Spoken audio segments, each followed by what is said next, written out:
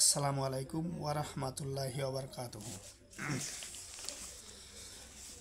আমি আজকে একটা হাদিস বলবো যে আমরা নবীর হিসেবে বহুত কিছু মিথ্যা হাদিস বা হয়তো কথা আমরা আগে শুনছি। তে এরকম একটা মিথ্যা হাদিস শুনছি যে নবীজি বলে হেলান দিয়ে রুটি খাইতো। তে এই সম্পর্কে একটা বুখারী শরীফের মধ্যে একটা হাদিস আছে, একটা না দুইটা দুইটা হাদিস আছে এক পাশাপাশি। তে হাদিস দুইটার মধ্যে কি কইছে আপনারা শুনেন।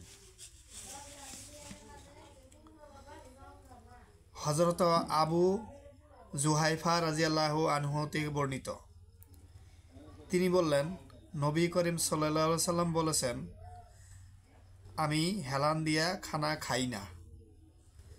এটা হলো 5000 নম্বর হাদিস। আর 5001 নম্বর হাদিসে আসছে হযরত আবু জুহাইফা রাদিয়াল্লাহু আনহু থেকে বর্ণিত, তিনি বললেন, আমি নবী করিম সাল্লাল্লাহু আলাইহি সাল্লামের নিকট হাজির ছিলাম। তিনি এক ব্যক্তিকে বললেন, আমি হেলান দিয়া আহার করি না। তে দেখেন, আমরা কিন্তু বহুত আগে থেকে জানছি শুনছি যে নবী হেলান দিয়ে রুটি খাইতো বলে।